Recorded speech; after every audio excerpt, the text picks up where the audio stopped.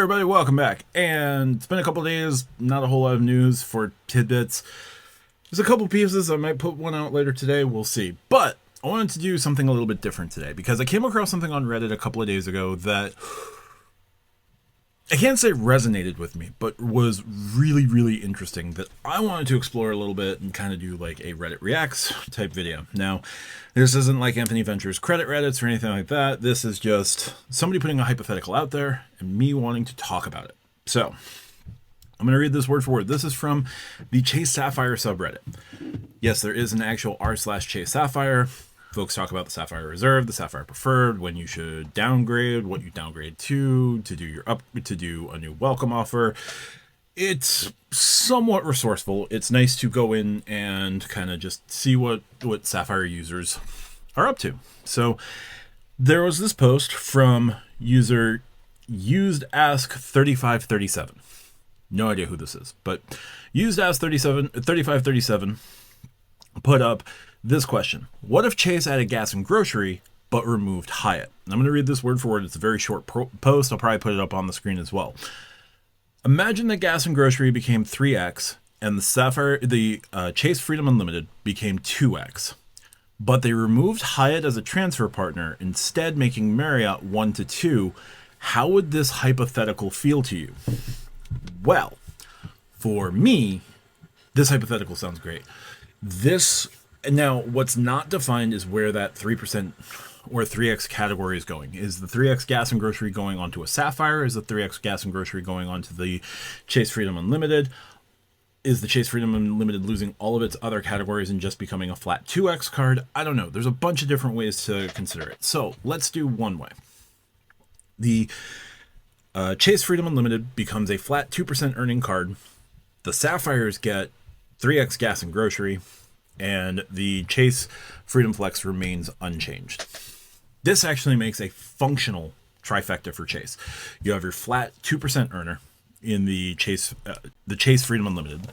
You have a rotating category card. I still don't like rotating categories as a concept, but you have your rotating category card, so your 5% rotates around, and you can get 3% on dining and 3% on drugstores, and 1% everywhere else. So you've got that rotating category for spin the wheel, see what happens. You get dining and drugstores, 1x everywhere, 2x multiplier on the Freedom Unlimited. Now your Sapphires will come with 3 times points on travel with the Sapphire Reserve, I'm assuming, 3 times points on gas, 3 times points on grocery. I'd be willing to lose 3 times points on dining on the Sapphire Reserve. Maybe, maybe not. Because the Sapphire Reserve still has no foreign transaction fee, whereas the Freedoms do. So maybe I want to keep that. Do I take something off of booking in the portal? I don't know. But 3 times points on travel, dining, gas, and grocery? Sure, why not? Let's make it 4 3 times categories. There's nothing in here that says the annual fee wouldn't increase or anything like that. So let's build in a potential annual fee increase, but you're getting 4 3 times categories that are very, very strong. And again, complement what is on this Freedom Flex, and is complemented by the Freedom Unlimited being an unlimited 2% category. The Sapphire Preferred. Now that would become 2 times travel, 3 times gas and grocery. I believe that 3 times online grocery would go away here. So you just do grocery, gas, streaming at 3 times, booking in the portal gets you your elevated earnings, and you still get the same primary CDW and things like that. $95 annual fee, maybe adding gas and grocery as permanent categories bumps the annual fee up to $150, in which case you still have the $50 credit, so you're still paying $100. Okay, but what does this do? This accomplishes what I've been dying to see from Chase and make your cards complementary. Now the only overlap is choosing between a Sapphire card. I'm assuming the one Sapphire rule stays here. And now you have a choice where your $550 annual fee card can do a lot on its own, but it still gets complemented by your Freedom Flex with drugstores and with dining. There'd still be overlap with dining, but you want to have dining as a category on the Sapphires just so that no foreign transaction fees. So that's fine. 2% on the Freedom Unlimited, you're good to go there. Now, for redeeming purposes, this is going to hurt for Hyatt and Hyatt fanboys. I absolutely understand. I don't know where Hyatt would go in this situation. Wherever it would go, a lot of fanboys would follow. And Citi becomes the it child. Capital One becomes the it child, or Wells Fargo would become the it child. Or Hyatt makes a deal with American Express, because Hyatt likes to be higher end, and American Express wants higher end clientele. Maybe that's an option as well. I don't know. But what does this do with Hyatt at 1 to 2? Well, now your welcome offers on your Inks, on your Freedoms, and your Sapphires all double at Marriott. Marriott's fairly point expensive program, but you do get some benefits. 5th night free. Is it 4th or 5th night free? You got one of those when booking, so it makes things a little bit lighter for you. And your earnings on your welcome offers will get doubled. So your 75,000 points on the Ink Unlimited in cash becomes 150,000 points at Marriott. Enough to book 2 nights somewhere. It's more than 2 nights, I know. I'm just exaggerating a little bit. Your Sapphire bonuses, when those go up to 80K on the Sapphire Preferred, that's 160,000 Marriott points. The Ink Preferred welcome offer, if it's not the elevated 120 offer that's floating around right now, it's the standard 100,000 point welcome offer. Boom, that's 200,000 points at Marriott. All of your earnings now get doubled at Marriott. So the Freedom Unlimited becomes a 4x Marriott point earning card. Freedom Flex becomes 10 points at Marriott, and so on and so forth. If Marriott is not your jam, losing Hyatt would hurt, but everything else at 1 to 1 kind of makes sense. The other thing you could do, if you don't want to necessarily use Marriott, but you want to juice some other programs, and this would not necessarily be recommended, but if you don't like Chase's airline partners, you could go through Marriott with a 2x multiplier over at Marriott. So let's use the Ink Unlimited welcome offer, standard welcome offer, 75,000 welcome ultimate reward points.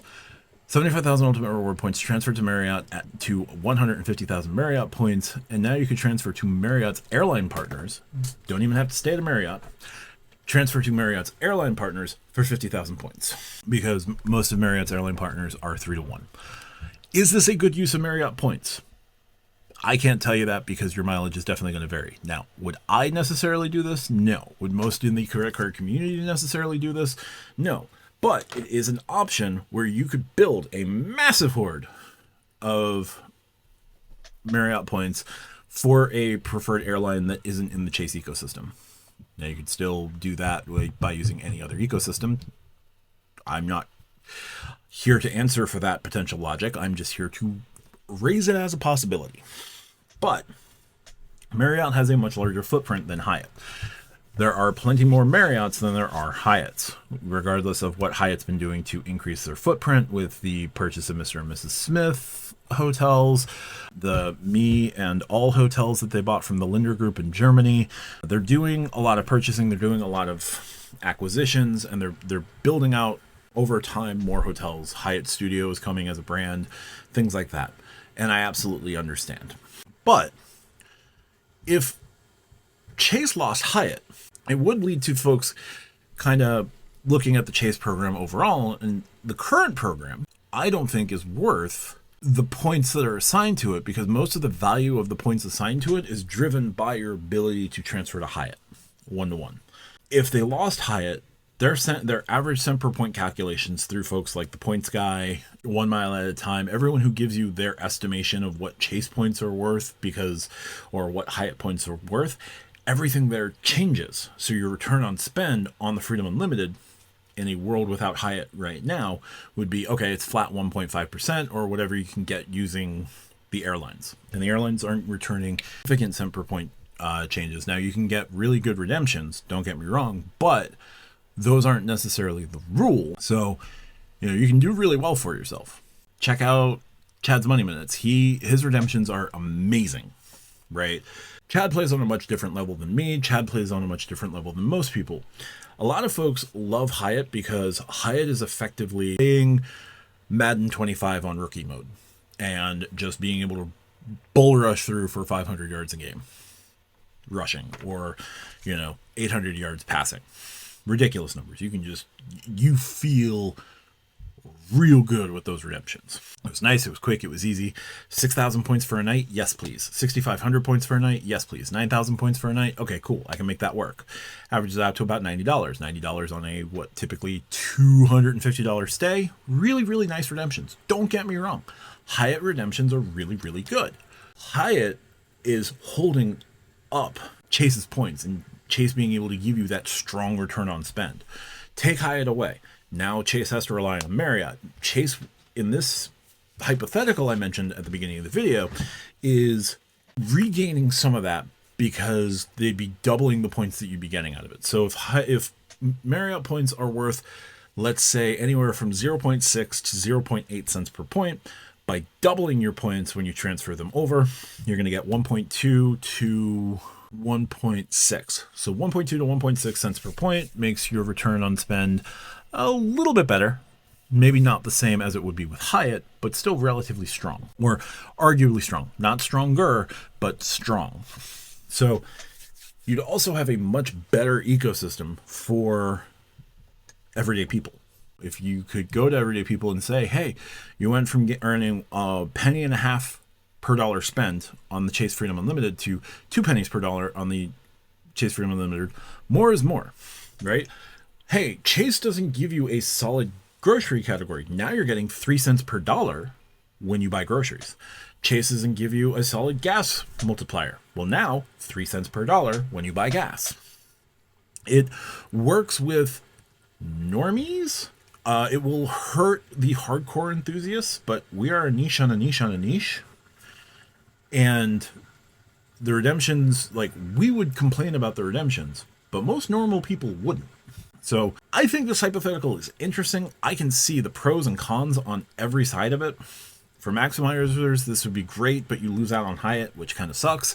For sub folks, nothing really changes, except you can't move all of those great gains over to Hyatt and book a week somewhere for like 80,000 points. Instead, you got to move them over to Hyatt and book a week somewhere for like 300,000 points, which would suck. I get it. But I like this hypothetical. And it just gave me a reason to drone on for as long as I did.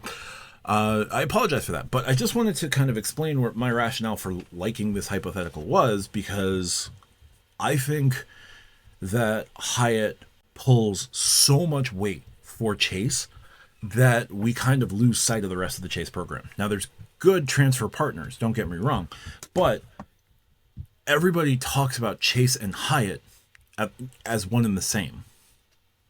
And they really shouldn't be, because there may come a time where Chase loses Hyatt. When that time comes, if Chase hasn't looked at restructuring the points earning potential, there'll be a big reevaluation at that point. And you just have to ask yourself, is 1.5 cents per point worth it if I can't move it to my preferred place where I'm going to get somewhere close to 2 cents per point?